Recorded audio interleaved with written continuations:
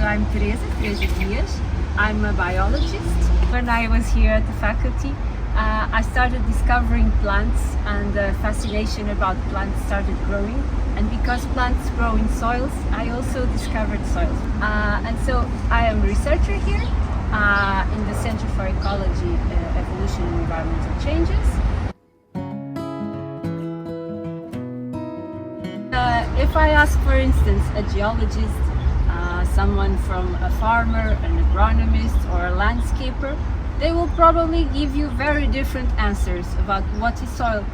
And all of them are correct. Soil is very multidisciplinary, and we use soil for everything because it's the basis of our terrestrial ecosystems.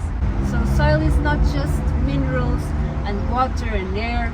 So it's a multitude of organisms, a whole community, very well structured, that lives in the soil.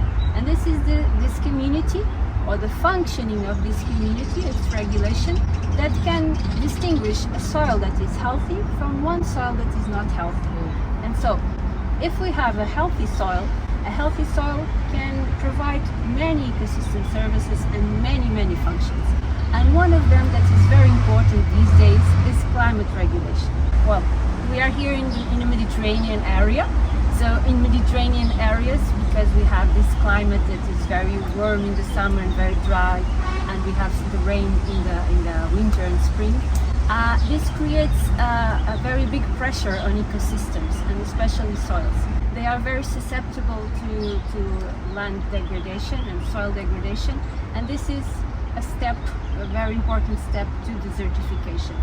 So if we think that climate change, or 21% of climate change, is associated with soil degradation, I think this really gives you an idea of how important soil can be for climate change.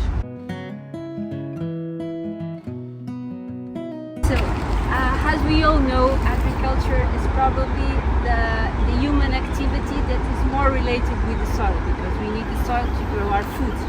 Just because of this magnitude of agriculture, this has a very big impact on soils. Because if we have a healthy soil, that healthy soil will be sequestering more carbon directly because we have more organic matter in the soil, and indirectly because it can sustain a much more complex above ground. You can see that the soil has a very loose structure, and it's very mineral, so not much organic matter.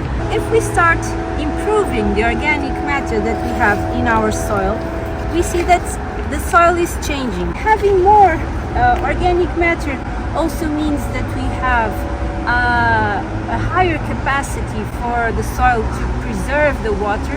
Even though we have less precipitation, the soil is able to preserve much more the humidity that comes with the rain. And the opposite is also true. So if we have torrential rains, we will not have such a big effect if we have more organic matter.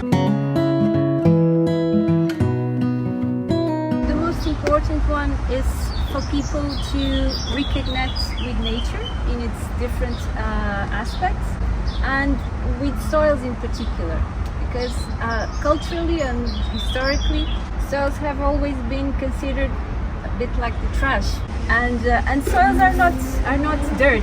They are alive. They are habitats, very complex. They are a hotspot of biodiversity, just like tropical forests, and they really should be studied. They should be acknowledged. They should be taken care of.